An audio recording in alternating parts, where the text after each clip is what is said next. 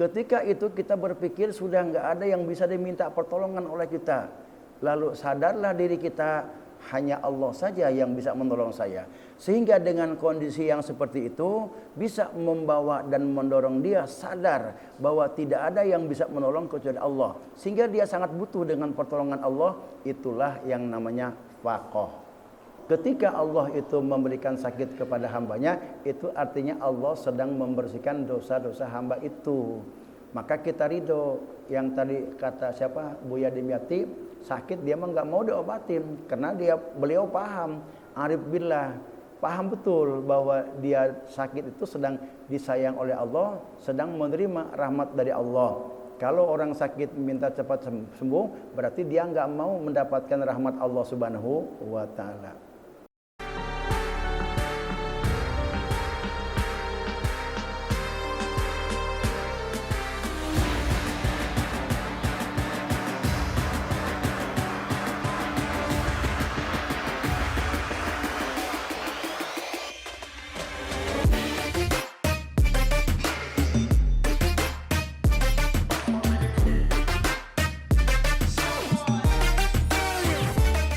Hikmah ke-96, faqatuka lahu zatiyatun wa wurudul asbabi muzakkiratun laka bima khafiya 'alaika minha wal faqatu zatiyatu la tadfa'u hal awaridu. Artinya faqatuka, kefakiran kamu kepada Allah, laka zatiyatun, adalah sifat asli kamu, wa wurudul asbabi, dan datangnya sebab-sebab, muzakkiratun laka, mengingatkan kamu, bima khafiya 'alaika minha, kepada sifat-sifat asli kamu yang tersembunyi. Wal faqatu zatiyatu, bermula kefakiran yang merupakan sifat asli kamu, la tadfa'u hal awaridu, tidak bisa dihilangkan dengan sifat yang mendatang atau sifat yang baru. Dalam hikam ini ada 3 variabel atau 3 istilah yang perlu kita pahami dulu. Sebagai pengantarnya, kita pahami apa itu faqah.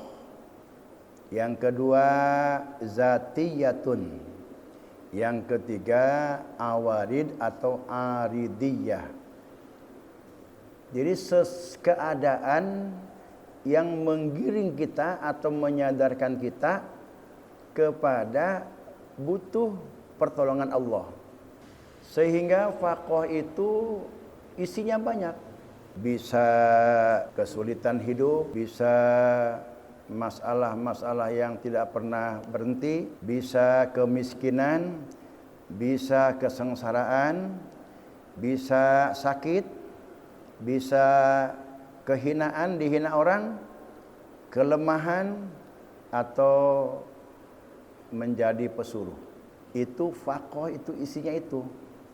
Misalkan gini, kita hidup susah, gaji cuma 4 juta, punya anak 2, pesantren, 1 orang paling enggak gajinya itu 1 juta dah. Berarti kalau berdua tiap bulan kan 2 juta, tinggal 2 juta. Makan di rumah, punya anak 1 di rumah, suami istri jadi bertiga, belum bayar listrik, belum lagi banyak kreditan, utang-utang, tinggal 2 juta. Nah, di rumah ini udah banyak kita itu ngeredit pancing, ngeredit baju, ngeredit setrika, banyak tagihan-tagihan kreditan. Sedangkan sisa gaji kita tinggal 2 juta. Ngutang lagi. Di saat kita puncak-puncaknya banyak yang nagih, kemudian datang surat dari pondok, "Ma udah nggak punya uang.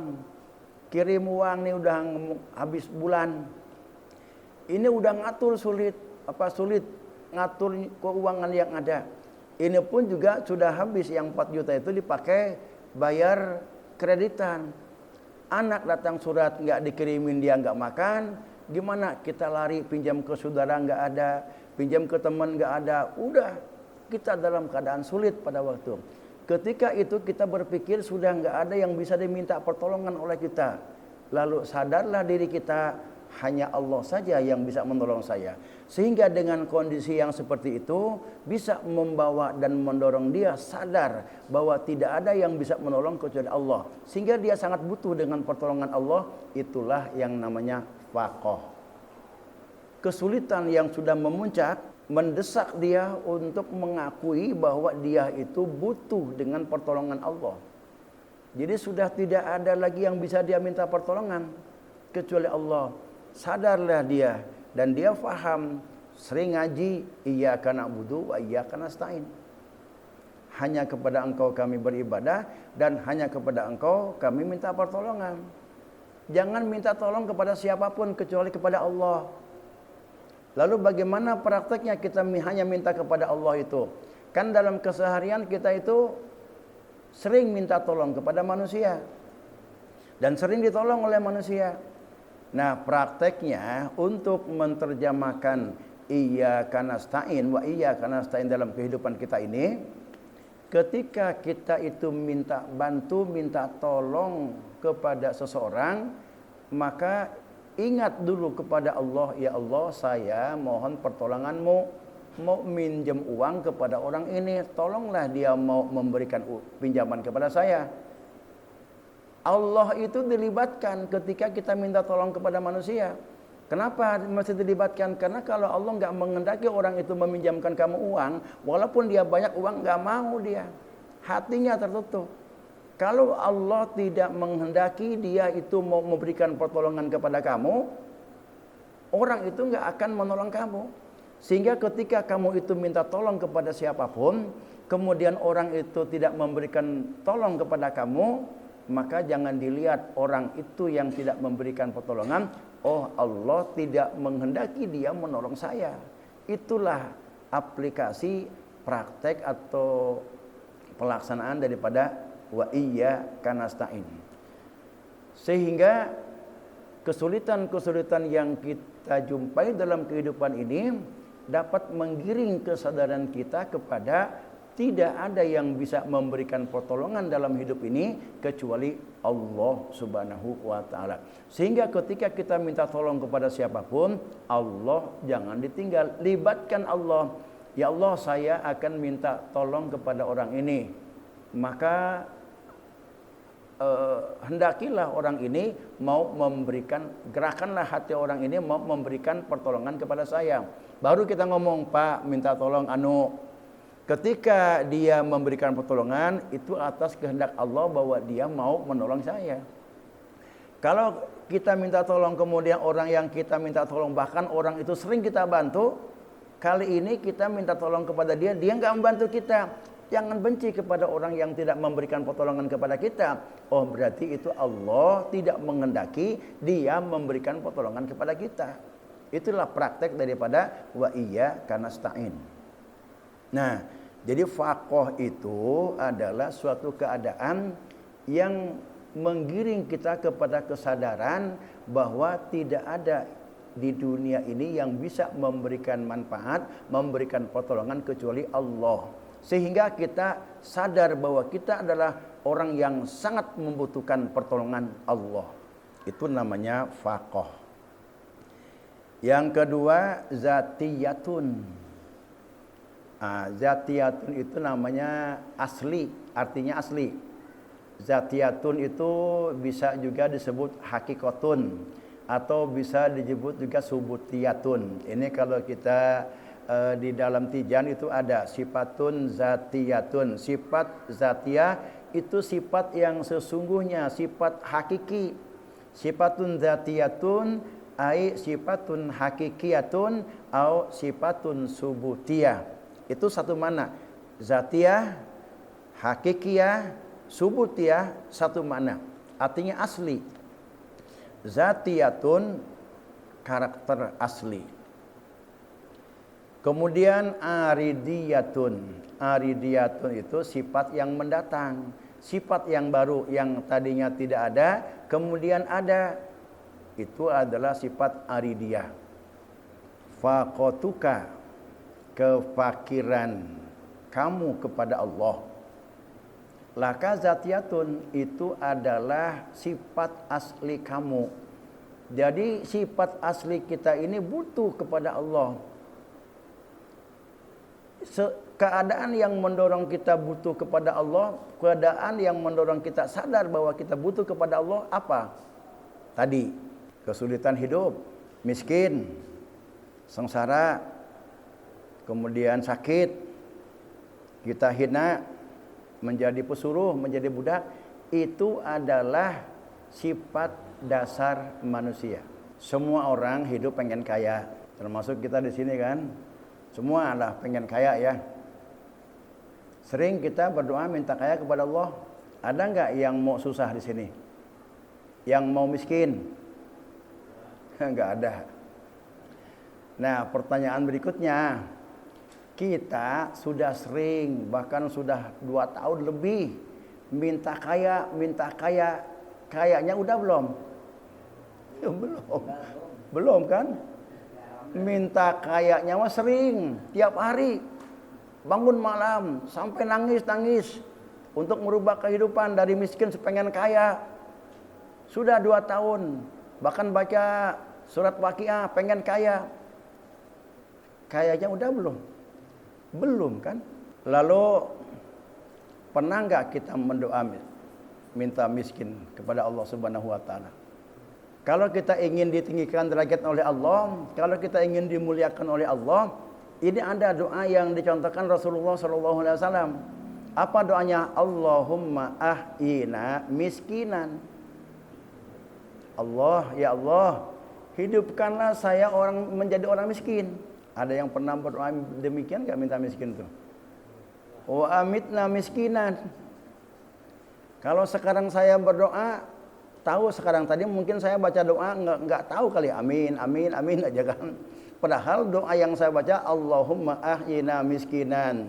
Ya Allah, hidupkanlah kami miskinan dalam keadaan miskin. Wa amitna miskinan. Ya Allah, matikan kami dalam keadaan miskin. Wa surna fi zumratil masakin yaumal qiyamah. Dan kumpulkan, ya Allah, nanti di akhirat kami bersama orang-orang miskin.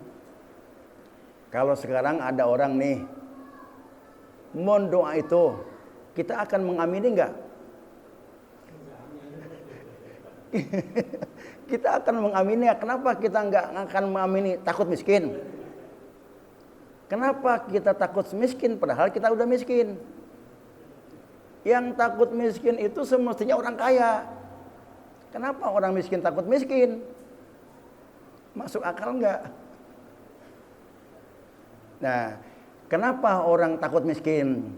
Karena orang itu enggak sadar bahwa kemiskinan itu merupakan watak dasar, pakoh. Nanti ini akan disadarkan oleh Imam Ibnu Athaillah mengatakan nanti kita tuh sadar bahwa aslinya kita itu adalah pakoh. Sehingga saya juga berani baca doa itu tadi, saya lihat arti miskin di dalam kamus Lisanul Arab, arti miskin di dalam kitab Ghoribil Ahadis, kitab-kitab yang menafsirkan, menjelaskan tentang kalimat-kalimat yang sangat aneh. Kan itu kalau kita baca doa Rasul, Allahumma ahyina miskinan, saya pikir orang itu enggak akan berani memanjatkan doa itu. Ya Allah, hidupkanlah kami dalam keadaan miskin. Enggak ada. Pernah enggak dengar doa orang yang berdoa minta miskin? Enggak ada. Kenapa enggak ada? Takut. Padahal dia udah miskin. Dan kita sudah minta kaya bertahun-tahun, udah kaya belum? Belum kan? Kenapa takut minta doa itu? Kan kita udah belajar bahwa doa itu enggak ada hubungan dengan pemberian Allah. Kalaupun juga sepertinya ada, itu hanya karena kebetulan sesuai antara yang sudah Allah tetapkan di masa azali dengan yang kita minta. Begitu kita berdoa, memang Allah akan menurunkan jam itu, saat itu, dan itu yang akan diturunkan, kita minta. Jadi ketemulah. Seolah-olah itu doa kita kabul. Padahal diminta, enggak diminta oleh kita, Allah akan ngasih. Jadi enggak ada hubungan kalau kita dalam hikam ini, bahwa berdoa itu hanya semata-mata kita menjalankan perintah Allah. Bukan karena dorongan atas dasar kita butuh, kemudian kita minta kepada Allah, walaupun Allah menyuruh, mintalah kamu kepadaku. Dan orang yang jarang minta kepadaku, Allah sangat benci. Itu hanya menjalankan perintah memohon saja, bukan memohon dengan atas dasar kebutuhan-kebutuhan kita. Kita maunya butuh apa nih, minta. Kalau yang gak kita butuhkan, kita gak minta. Yang namanya doa mah yang dibutuhkan, yang enggak dibutuhkan oleh kita, berdoa saja. Karena prinsipnya kita itu disuruh berdoa. Kita hanya menjalankan perintah Allah untuk berdoa. Adapun kabul bukan persoalan doa. Itu karena memang Allah sudah menghendaki, sudah menetapkan tentang keadaan-keadaan kita sebelum atau di masa azalinya. Jadi kembali tadi, kenapa saya ajak berpikir, tadi doa Rasulullah, Allahumma ahyina miskinan, maknanya itu adalah al-khusu wat tawadu. Begitu saya baca, saya juga berani baca, karena maksudnya yang dimaksud miskin itu bukan miskin orang yang enggak punya duit, yang serba butuh. Yang dimaksudkan dengan miskin itu adalah al-khusu wat tawadu. Rasulullah minta supaya khusyuk sholat dan punya sifat tawadu, rendah diri kepada siapapun. Makna daripada miskin di dalam doa itu berdasarkan kamus Lisanul Arab dan berdasarkan kitab Ghoribil Hawadis, itu maknanya adalah al-khusyu wat tawadu. Makanya saya berani mengucapkan Allahumma ahyina miskinan. Ya Allah, hidupkanlah saya ini miskin. Maksudnya supaya kita bisa khusyuk di dalam solat, dan supaya kita punya sifat rendah diri kepada siapapun, baik itu kepada Allah maupun baik itu kepada manusia, lebih-lebih kepada Allah. Kalau arti miskin yang diartikan itu juga agak ngeri-ngeri juga, walaupun memang sesungguhnya kita itu miskin, tapi kita takut miskin. Kembali, faqoh. Faqotuka, kefakiran kamu kepada Allah. Maksudnya daripada faqoh itu keadaan yang mendorong kamu menyadari tidak ada pertolongan selain pertolongan Allah, sehingga timbullah kita butuh kepada Allah. Itu faqoh namanya. Faqotuka, kefakiran atau keberhajatan kamu kepada Allah, laka zatiyatun, itu watak kamu, itu sifat asli kamu. Isi daripada faqoh tadi apa? Miskin, sakit, lemah, banyak kesulitan. Jadi kalau kita hidup itu miskin, banyak masalah, banyak kesulitan, itu memang sifat asli kita. Sehingga jangan takut kemiskinan, memang asli kita miskin. Jangan takut dengan dihinakan orang, memang asli kita itu hina. Faqoh itu namanya, isinya faqoh itu hina, kemudian sakit, lemah, banyak kesulitan. Sifat-sifat yang mendorong kita untuk menyadari bahwa hanya Allah yang bisa menolong, sehingga kita sangat berhajat kepada Allah Subhanahu wa taala, itu namanya faqoh. Sifat asli kamu. Sehingga kalau orang itu tadinya miskin, lalu dia usaha kaya, kaya itu bukan sifat dia. Sifat dia yang miskin. Dan sesuatu yang sifatnya mendatang atau datang baru itu dia akan hilang. Tadi ada aridiyah, ada zatiyah. Kalau zatiyah itu watak atau sifat asli. Kalau aridiyah itu watak atau sifat yang mendatang atau baru. Contoh ginilah. Tembaga. Tembaga itu warnanya apa? Kemerah-merahan, itu warna asli tembaga. Lalu ada sebab. Apa sebabnya? Disepuh oleh perak. Maka yang tadinya aslinya tembaga itu jingga kemerah-merahan warnanya berubah menjadi apa? Menjadi silver, putih ya. Nah, sifat asli tembaga jingga kemerah-merahan itu namanya amrun zatiyun. Sifat asli daripada tembaga adalah kecoklat-coklatan, kemerah-merahan. Warna silver itu adalah aridiyatun, mendatang. Sifat yang baru. Sesuatu yang baru atau pendatang baru tidak bisa menghilangkan yang sifatnya asli. Jadi silver itu tidak bisa menghilangkan sifat asli tembaga kuning. Satu saat al-aridiyatu zahibatun. Sifat yang mendatang itu dia akan hilang. Kalau sifat silvernya hilang, aridiyah, maka muncul warna aslinya apa? Kuning. Contoh lagi nih, kita sekarang ada nih. Dulu sebelum kita sekarang ada ini, saya lahir tahun 1959. Berarti sebelum tahun 1959 saya nggak ada. Dari tahun 1959 saya ada sampai sekarang. Ada. Dan juga semua yang hadir di sini awalnya tidak ada. Berarti aslinya kita itu tidak ada. Aslinya kita tidak ada. Lalu diciptakan Allah menjadi ada. Ada ini adalah sifatun aridiyatun. Tidak ada itu adalah sifatun zatiyatun, sifat asli manusia. Jadi kita ini aslinya enggak ada. Lalu Allah ciptakan menjadi ada. Ada itu namanya aridiyah. Wal aridiyatu zahibatun. Sifat yang mendatang itu akan hilang. Apabila hilang, kembali kita kepada asal. Makhluk atau kita ini ada. Berasal dari tidak ada. Makhluk yang berasal atau alam yang berasal dari tidak ada kepada ada, hakikatnya tidak ada. Karena ada itu sifatnya aridiyah, mendatang. Kita orang sehat terus, tiba-tiba sakit. Sehat itu adalah sifat aridiyah. Lalu sakit, itu sifat asli. Maka ketika kita sehat terus, karena sifat sehat itu aridiyah dan dia akan hilang. Satu saat akan hilang. Kalau hilang sifat sehat maka akan timbul sakit kita. Sehingga ketika kita sakit itu, sehat itu, jangan bangga dengan kesehatan kita.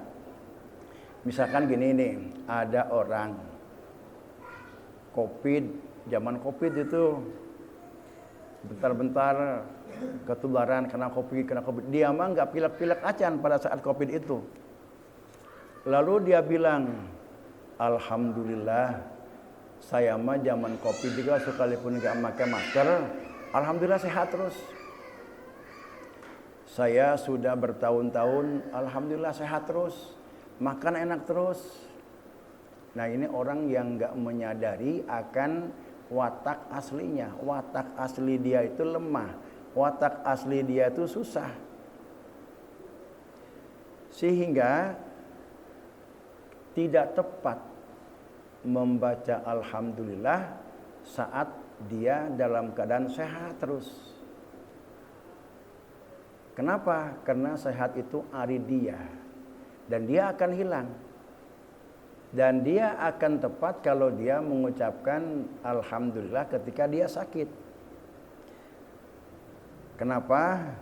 Karena disebutkan di sini yuzakkirukallaha, yang membuat kamu ingat selalu kepada Allah, khairun itu lebih baik min sihatin dari sehat alhaka anhu, yang membuat kamu lupa kepada Allah Subhanahu wa taala. Dan itu watak manusia. Kalau kita dalam keadaan sehat, kita dalam keadaan banyak uang, kita lebih banyak ingat kepada Allah ketika banyak uang, ketika kita sehat, atau kita lebih banyak ingat kepada Allah ketika kita sakit, atau ketika kita serba sulit nggak punya uang.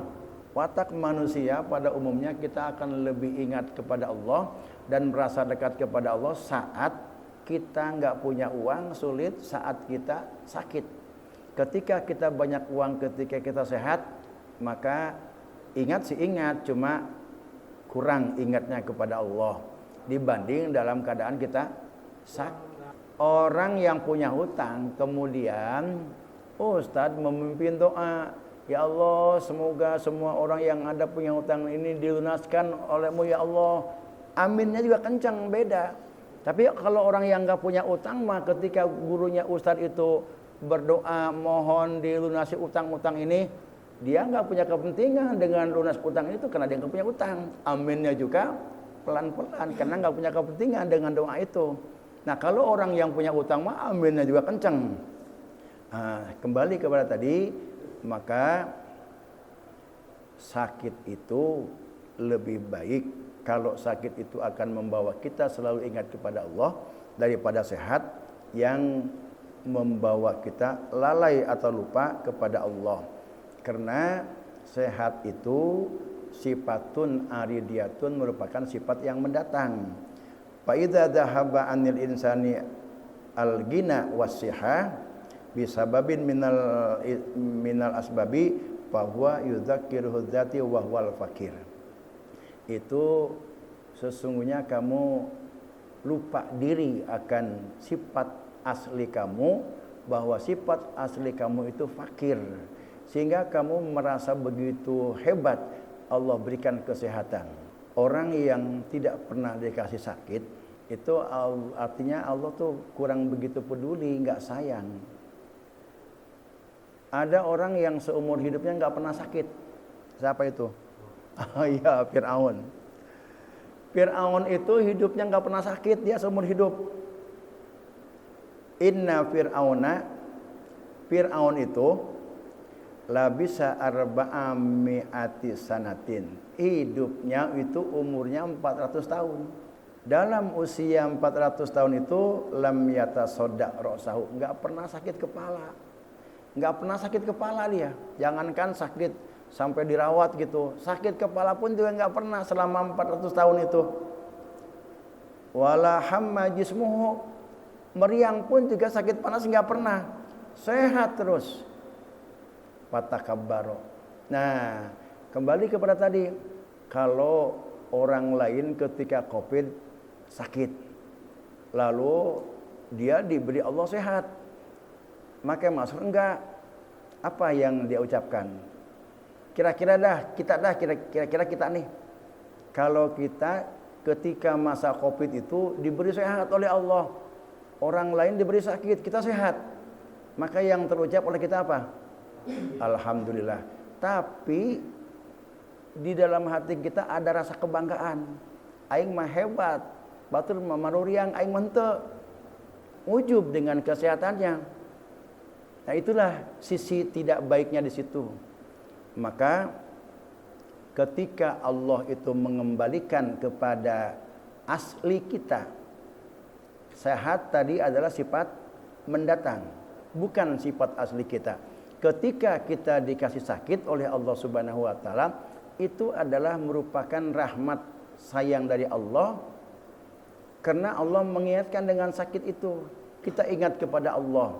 Sehingga ketika kita sakit, merasa kita lebih banyak dekat dan lebih banyak menyebut nama Allah, itu kita menyadari bahwa kita lebih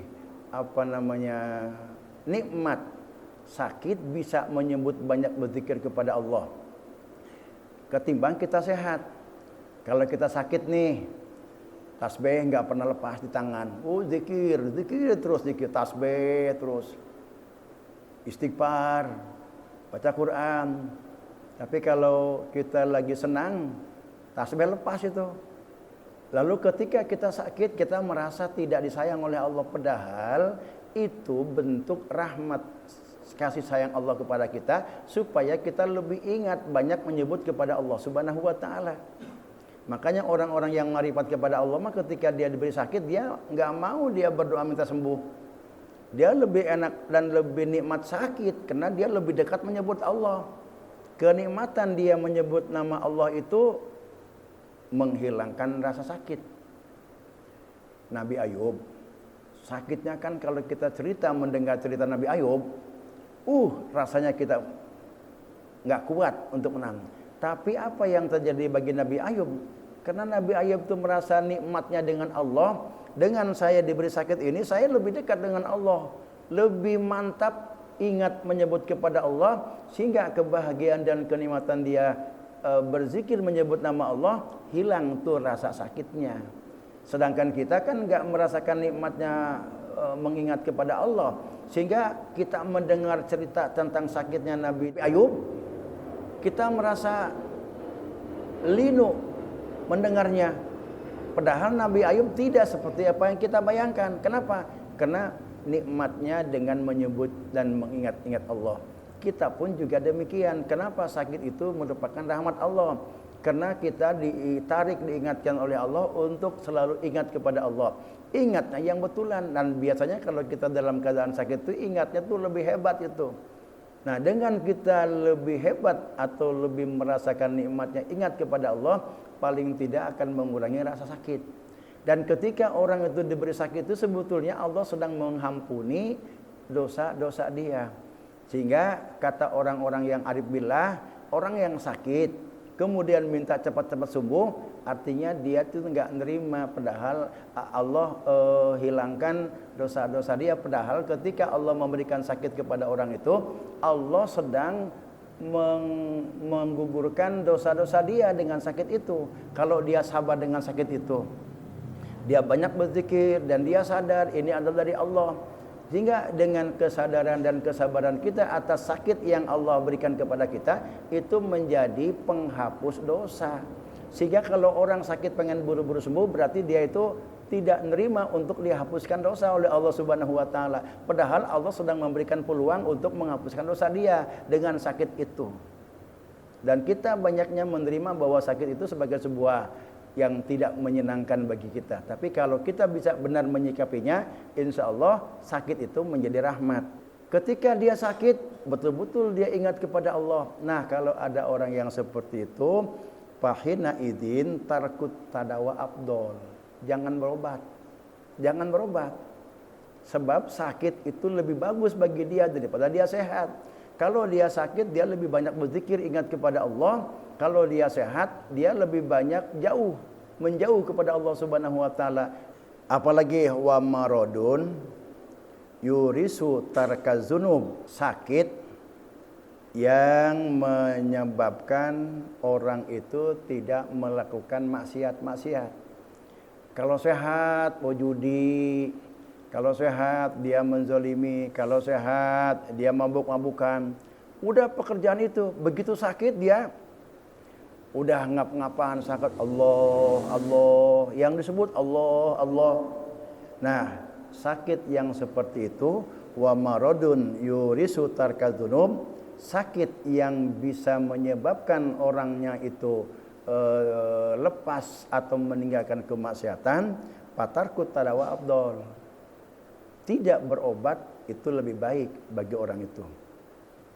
Kemudian yang ketiga wa maradun la yurja zawaluhu, sakit yang tidak diharapkan kesembuhannya.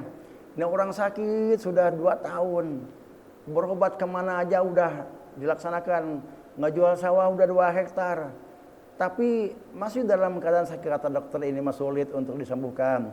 Nah, kalau orang itu sakit yang kata dokter, kata ahli yang bisa dipertanggungjawabkan, ini sulit untuk diharapkan kesembuhannya. Walaupun kalau kita berbicara soal hakikat, kalau Allah sudah menghendaki kesembuhan pasti sembuh. Banyak yang diputuskan oleh dokter itu sulit untuk mendapat kesembuhan, tapi ternyata Allah menghendaki lain. Itu secara hakikatnya. Tetapi kalau secara syariat wa maradun la yurja zawaluhu, sakit yang tidak diharapkan kesembuhannya itu patarkut tadawa abdol, tidak berobat itu lebih baik. Udahlah, tinggal ngajual sawah terus habis. Begitu habis baru diibaratkan meninggal dunia, akhirnya ahli waris nggak dapat apa-apa. Ini udah cukup berobat. Begitu meninggal, ahli waris masih kebagian banyak.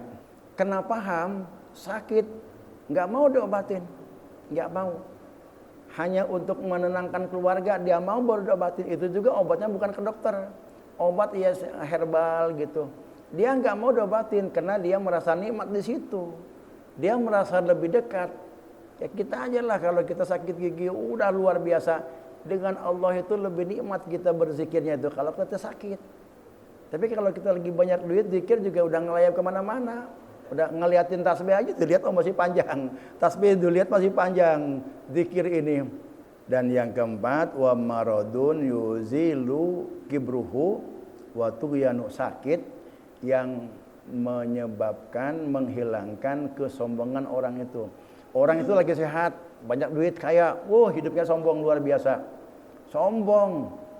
Jalan juga melihatnya ke atas, bukan ke bawah. Hampir-hampir dia tersandung karena kesombongannya. Jalan juga enggak merunduk melihat ke bawah, malah melihat ke atas karena kesombongannya itu. Begitu sakit dia merasa mengakui kesombongan itu enggak berarti, dia lebih tawadu, lebih baik ingat kepada Allah. Nah, orang yang tadi sebelum sakit itu luar biasa sombongnya, luar biasa melampaui batasnya, tiba-tiba sakit dan dia keadaan sakitnya itu lebih dekat dengan Allah. Ini orang jangan diobatin. Lebih baik tidak diobatin daripada diobatin. Sebab kalau dia diobatin sembuh balik lagi dia kesombongannya. Jadi sakit itu bukan siksaan, tetapi rahmat Allah. Kita sekarang baru tahu. Kalau kita dikasih kaya, maka agar di dalam kekayaan yang Allah berikan kepada kita itu mengandung keberkahan, maka kurangi kekayaan itu. Seperti apa yang disampaikan oleh Rasulullah SAW, la khaira fi malin, tidak ada kebaikan, tidak ada keberkahan, fi malin, pada harta, la yuzra'u minhu, yang tidak dikurangi. Contohnya gini, kita dagang, dapatlah hasil dagang itu 100 ribu. Nah, agar uang itu berkah dan mengandung kebaikan, kurangi. Maksudnya kurangi itu yang 100 ribu jangan dipakai makan, jangan dibawa pulang semua. Kurangilah 10 ribu untuk apa? Untuk infak fisabilillah, sedekahkan. Nah, dengan yang 10 ribu itu maka akan membawa keberkahan bagi yang sisanya.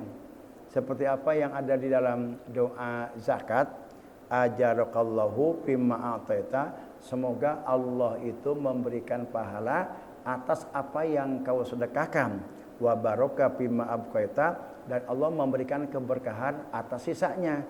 Kalau kita punya untung 100 ribu, lalu 10 ribu itu kita potong, berikan kepada orang yang membutuhkan atau sedekahkan, maka yang 90 ribu itu akan mengandung keberkahan-keberkahan. Wa ja'alahu laka tahuron, dan uang yang 10 ribu itu menjadi pembersih uang yang 90 ribu. Sebab apa? Sebab di dalam uang itu ada hak fakir miskin, ada hak orang yang tidak usaha. Siapa hak orang yang tidak usaha?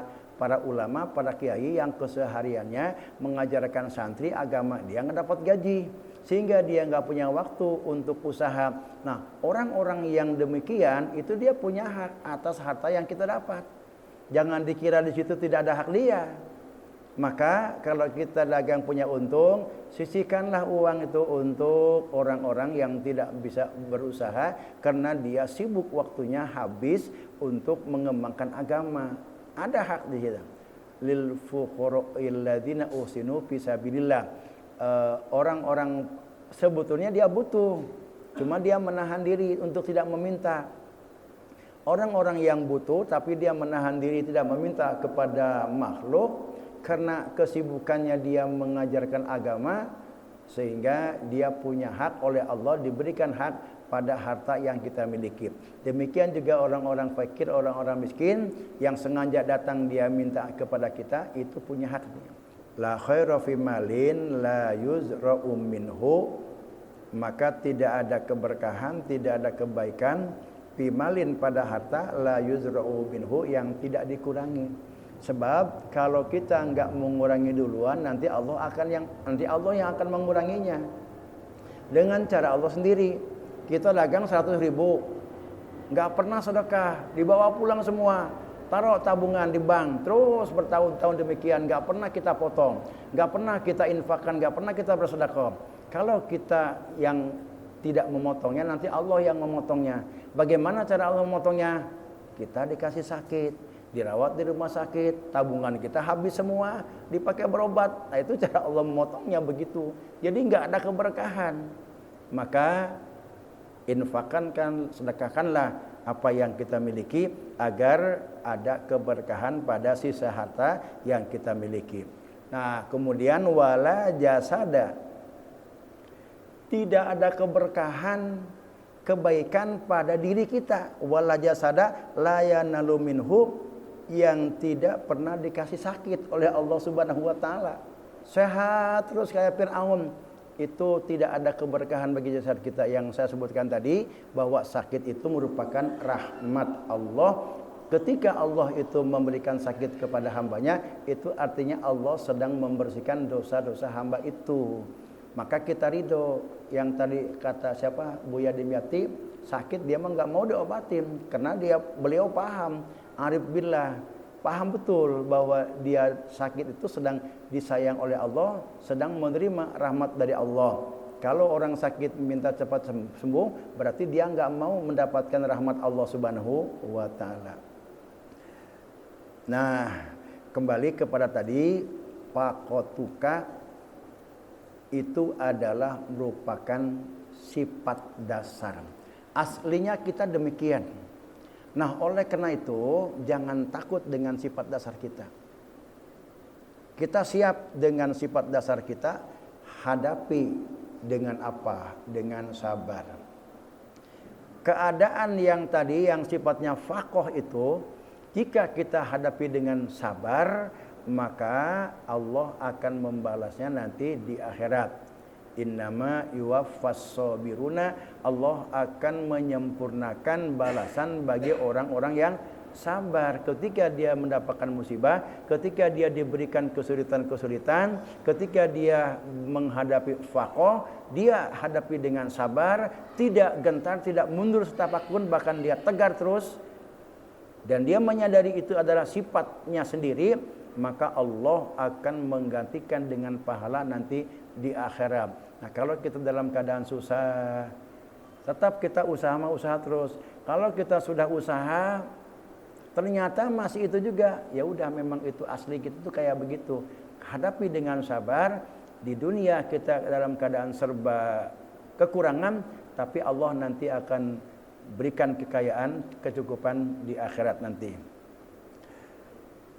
Jadi kalau kita hidup dalam kesusahan, dalam hal-hal yang tidak menyenangkan, jangan kita lari kemana-mana. Terima, sadari itu adalah asli kita tuh kayak begitu. Ada enggak orang yang lahir dunia bawa kekayaan? Wallahu akhrajakum min butuni ummatikum la ta'lamuna syai'a. Kita lahir ke dunia dalam keadaan tidak membawa sehelai kain pun, tidak membawa uang sepeser pun, tidak membawa pengetahuan satu huruf pun, dalam keadaan enggak tahu, dalam keadaan kita enggak punya apa-apa, sehingga ketika kita hidup enggak punya apa-apa, itulah watak asli kita itu. Harus kita sadari, harus kita akui, dan akui sabar kepada Allah Subhanahu wa taala atas keaslian kita itu. Nah, inilah yang dimasukkan dengan faqatuka laka zatiyatun. Keadaan yang membuat kamu sadar akan kebutuhan kepada Allah Subhanahu wa taala itu adalah watak asli kamu, sehingga kita jangan takut menghadapi kesulitan-kesulitan dalam hidup ini. Hadapilah dengan kesadaran bahwa itu adalah watak asli kita. Kesimpulannya dari hikmah yang ke-96 ini, pertama, sadari sifat asli kita itu faqih, pakir kepada pertolongan Allah. Artinya orang yang pakir butuh kepada pertolongan Allah itu sulit dalam kehidupan, miskin, sengsara, sakit, lemah, hina itu adalah sifat asli kita. Sifat asli, maka jangan aneh kalau kita itu dihina orang, jangan aneh kalau kita itu sakit, jangan aneh kalau kita itu melemah, jangan aneh kalau kita sengsara, karena itu adalah zatiyatun, asli kita. Sadari itu. Yang kedua, hal-hal yang mendatang. Hal-hal yang mendatang itu kebalikan dari faqih. Kalau kita miskin berarti kaya. Kaya itu adalah aridiyah, sifat yang mendatang. Kalau kita kebalikan sakit, sehat. Kebalikan hina, mulia. Kebalikan hamba, bos. Kalau kita jadi bos, kalau kita dimuliakan orang, kalau kita orang kuat, kita sehat, kita hidup bahagia, kita hidup serba cukup, maka itu dia akan hilang. Tidak akan lama dalam diri kita, itu namanya sifat aridiyah. Yang ketiga, kesimpulannya, apabila ada hal-hal yang mendatang seperti kita dijadikan orang kaya, maka sadarilah bahwa kekayaan itu akan pergi, kesehatan itu akan pergi, kekuatan itu akan pergi, bos itu akan pergi, kemuliaan pun juga akan pergi dari diri kita. Yang ketiga tuh. Yang keempat, apabila ada hal-hal yang asli datang kepada kita, kita sakit, kita dihina, kita lemah, kemudian kita sengsara, lalu kita sadar bahwa memang itu aslinya kita, lalu kita sangat butuh kepada pertolongan Allah, itu adalah rahmat, bentuk kasih sayang Allah. Setelah itu sudah kita sadar bahwa kita butuh kepada Allah, li'adail hukukil ubudiyah, lalu kita menjalankan hak-hak Allah, zat yang wajib kita ibadahi. Itu kesimpulannya itu. Hikmah yang ke-97, wallahu alam bisawab.